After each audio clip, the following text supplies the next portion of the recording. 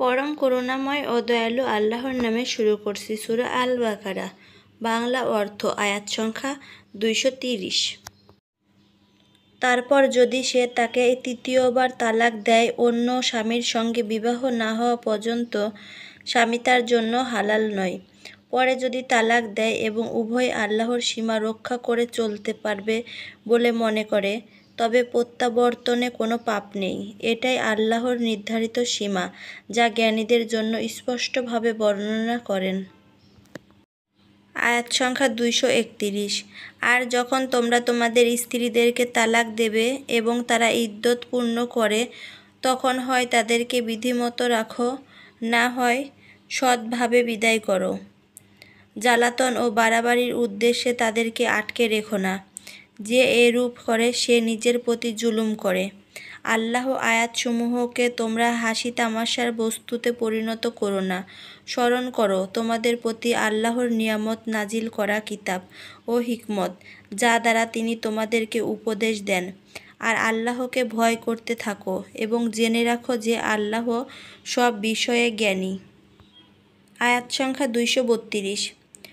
যখন স্ত্রীদেরকে তালাক দাও আর তারা ইদ্যত পূর্ণ করে, তখন তাদেরকে নিজেদের স্বামী গ্রহণ করতে বাধা প্রদান করো না, যখন তারা বৈধভাবে আপোষে সম্মত হয়। এর মাধ্যমে তোমাদের মধ্যে যে আল্লাহ ও পরকালকে বিশ্বাস করে তাকে উপদেশ প্রদান করা হচ্ছে। এটাই এ উপদেশ গ্রহণ করা তোমাদের জন্য উত্তম ও পবিত্রতম। আর আল্লাহই জানেন, অথচ তোমরা জানো না। আয়াত সংখ্যা 233। মায়েরা আপন সন্তানদেরকে পূর্ণ 2 বছর দুধ পান করাবে এবং এ নির্দিষ্ট সময় তারের জন্য, যে দুধ পান করবার পূর্ণ মেয়াদ সমাপ্ত করতে চায়। তবে পিতার কর্তব্য যথানিয়মে তাদের ভরণ পোষণ প্রদান করা। সাধ্যাতীত কাকেও কার্যভার প্রদান করা হয় না। আর কোনো মাতাকে সন্তানের কারণে ক্ষতিগ্রস্ত করা যাবে না এবং পিতাকেও সন্তানের জন্য কষ্ট দেওয়া যাবে না। উত্তরাধিকারীর দায়িত্ব অনুরূপ। তবে সম্মতি ও পরামর্শক্রমে 2 বছরের মধ্যে স্তন্যপান বন্ধ রাখতে চাইলে তাদের কারো কোনো পাপ হবে না। আর সন্তানকে ধাত্রী দ্বারা দুধপান করাতে চাইলেও কোনো দোষ নেই, যদি তাকে যা দেওয়ার ওয়াদা করেছিল তা বিধিমতো দিয়ে দাও। আর আল্লাহকে ভয় করো, জেনে রাখো যে আল্লাহ তোমাদের কৃতকর্ম দেখেন। আয়াত সংখ্যা 234। আর তোমাদের মধ্যে যারা স্ত্রীদেরকে রেখে মৃত্যুবরণ করে, তাদের স্ত্রীরা 4 মাস 10 দিন ইদ্যত পালন করবে। তারপর যখন তাদের ইদ্যত পূর্ণ হবে, তখন প্রচলিত নিয়ম অনুসারে তারা যা করবে তাতে তোমাদের কোনো পাপ হবে না। তোমাদের কৃতকর্ম সম্বন্ধে আল্লাহ অবহিত।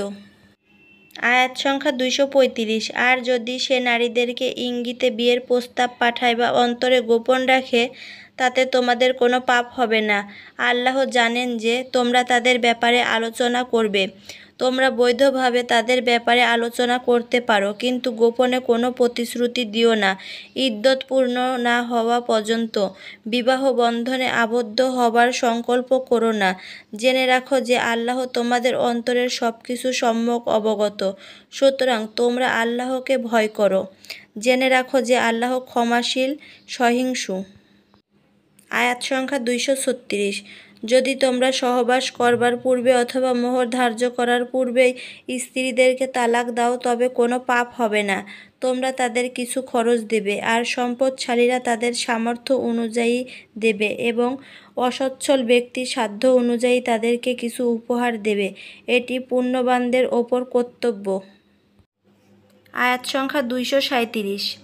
আর যদি তাদেরকে মিলনের পূর্বেই তালাক প্রদান করো আর মোহর নির্ধারিত করে থাকো, তবে অর্ধেক দিয়ে দাও। অবশ্যই যদি স্ত্রীরা দাবি ছেড়ে দেয় বা যার হাতে বিয়ের বন্ধন রয়েছে যদি সে ছেড়ে দেয়, তবে মাফ করে দেওয়াই তাকওয়া নিকটবর্তী। তোমরা পরস্পরের প্রতি উদারতা প্রদর্শনে ভুল করো না। নিশ্চয় আল্লাহ তোমাদের কৃতকর্ম দেখেন। আয়াত সংখ্যা 238। তোমরা সকল নামাজ ও মধ্যবর্তী নামাজকে সংরক্ষণ করো আর আল্লাহর উদ্দেশ্যে একান্ত বিনীতভাবে দাঁড়াও। আয়াত সংখ্যা 239। যদি ভয় করো তবে পদচারী অথবা আরোহী হয়ে যখন নিরাপদ বোধ করো আল্লাহকে স্মরণ করো, যেভাবে আল্লাহ শিখিয়েছেন, যা তোমরা জানতে না। আয়াত সংখ্যা 240। আর তোমাদের মধ্যে যারা স্ত্রী রেখে মৃত্যুবরণ করে তারা যেন স্ত্রীদেরকে গৃহ হতে বহিষ্কার না করে, তাদের 1 বছরের ভরণ পোষণের ওসিয়ত করে। অতঃপর যদি তারা বের হয়ে যায় আর বিধিমতো নিজেদের জন্য কিছু করে, তাতে তোমাদের কোনো পাপ নেই।